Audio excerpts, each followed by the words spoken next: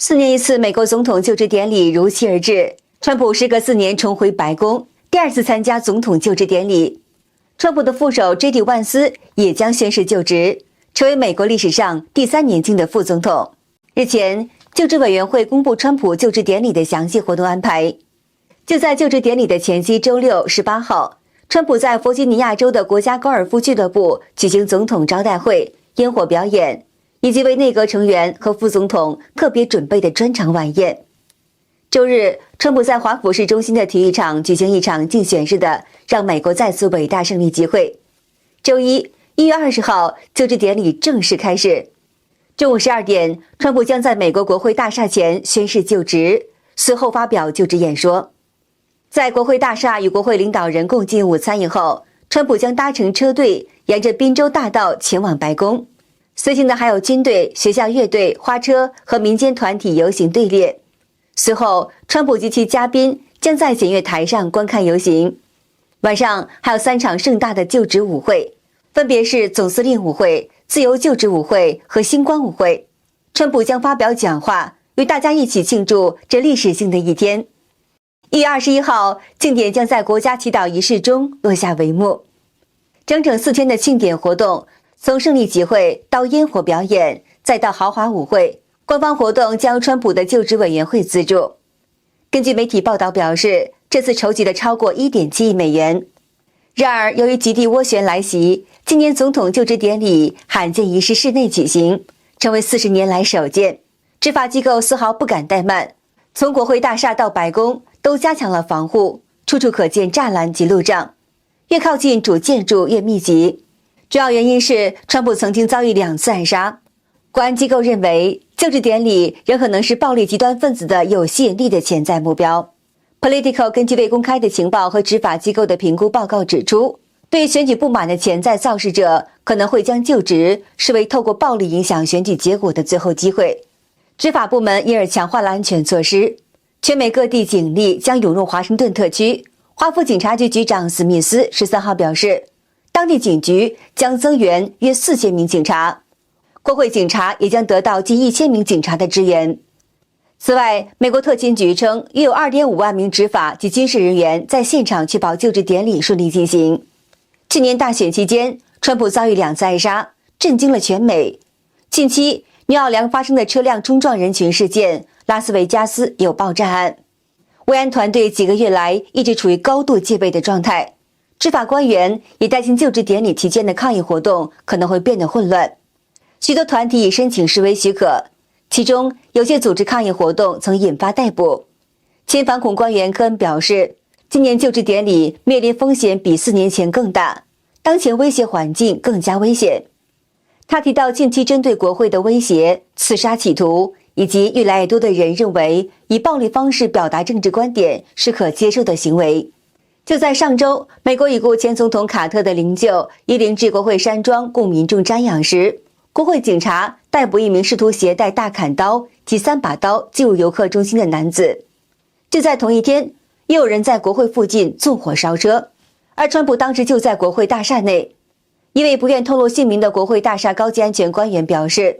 自5月以来，国会警察已成立就职典礼专门团队，并与有史以来数量最多的不同执法机构合作，以确保维安滴水不漏。时事金扫描主持人既然指出，周五川普发文宣布改为室内举行。最新消息又显示，只有美国参众院议员及其配偶才能够进入圆形大厅参加宣誓仪式。这就意味着，即便是受邀嘉宾持有入场券，也可能无法亲眼目睹川普的宣誓仪式。既然认为这也无法仅仅用天气的原因解释，几乎可以确定川普安全团队掌握确凿的危险情报，才让川普点头同意改变安排。川普发文中写道，我不想看到任何人受到伤害，或以任何方式受害。最后他还表示，每个人都会安全，每个人都会快乐，我们将共同让美国再次伟大。日前，曾经准确预警描述川普总统遇刺细节的美国牧师比格斯发视频再次警告，川普将在近日的集会上遭遇致命的枪击。比格斯表示，他收到 Billy Graham 姐妹的一条消息，他说一位来自澳大利亚的相当有名的人联系了他，这个人告诉了自己的一个梦，是关于川普的。梦中川普正在参加某种集会，场地是一座冰球场，而他遭受来自观众席中的致命枪击。这场景是在电视直播的。他并不知道川普是否会在接下来的几天去华盛顿参加这个集会，于是他查了一下，试图弄清楚这个梦的场景，并且核实了川普是否有类似的行程安排。结果他发现，川普1月19号集会地点确实是在一个冰球篮球场馆内，因此这个非常令人警觉。比格斯呼吁大家为川普祈祷。即将回归白宫的美国总统川普去年7月遇刺，引爆全球关注。当时比格斯就在事发的前3个月预警川普会遭遇暗杀，甚至连细节都描述得相当精准，子弹从右耳边飞过。2024年，川普历经磨难，遭遇2次枪击谋杀未遂，仍坚信自己的使命，再次当选美国总统。他在10月6号凌晨发表胜选感言，严肃而诚挚地说道：神挽救了我的生命是有原因的。川普解释说，神挽救他生命的原因是为了拯救美国，重整美国，并使其再次伟大。川普称，这项工作不仅是独一无二的，还是世界上最重要的工作。虽然任务艰巨，但川普许诺他会倾注他所有的能量与精神，全力以赴来完成任务，兑现他对美国人民的许诺。川普2016年当选美国总统时许诺，我向每位美国公民承诺，我会成为每一个美国人的总统，这对我来说非常的重要。美国2024年总统大选结果公布后不久，比格斯表示，你可能无法意识到川普当选对整个局势的改变程度，如果你知道就会明白，神给予了我们恩典，神出手介入并制止了邪恶，这不仅拯救了美国人民，也拯救了世界。比格斯预示了川普前所未有的另外一面，他被神的荣耀所环绕，变成一个完全不同的人，充满圣灵。比格斯还说，看到神展示给他的一些本应该爆发的危险，但危难就像大瀑布一样，是眼前即将到来的危险，船就在突然之间转向了，不再走向大瀑布，因而避开了危难。比格斯还看到了美国宗教的复兴，川普的领导会带来前所未有的对神信仰的公开宣扬。比格斯总是强调，我们必须祈祷，为川普和他的领导祈祷，并求主保护他的生命，因为世界上的敌人仍在计划破坏，我们需要团结起来，用信仰和祈祷来应对这些挑战。好，我们再来看一下中共方面对川普就职典礼的反应。2025年1月17号，中共宣布韩正将以习近平特使的身份参加美国前总统川普的就职典礼，但川普在韩正抵达之前便直接与习近平通话，这在外交程序上十分罕见。韩正虽然名义上担任国家副主席，但其头衔仅具象征性，并无实权，无法代表习近平或中南海与川普团队展开实质性的谈判。而此前，川普团队明确表示，希望与中共中央政治局常委蔡奇直接沟通，并要求蔡奇以习近平代表的身份出席典礼。中南海试图通过派韩正敷衍拖延，但川普的直接通话打破了这一策略。他明确要求习近平本人尽快表态，并且提出立即开始解决问题的要求，表明其完全不接受中共的拖延手段。韩正的出访因此显得意义全无。与此同时，川普在通话中讨论了包括贸易平衡、芬太尼、抖音等诸多问题，并强调他与习近平将尽一切可能让世界更加和平安全。这一表态也被外界解读为对俄罗斯的施压。川普与习近平通话以后，中共的官方声明表现得极为谨慎，仅提到中美之间难免存在分歧，并且表示对抗冲突不应是我们的选择。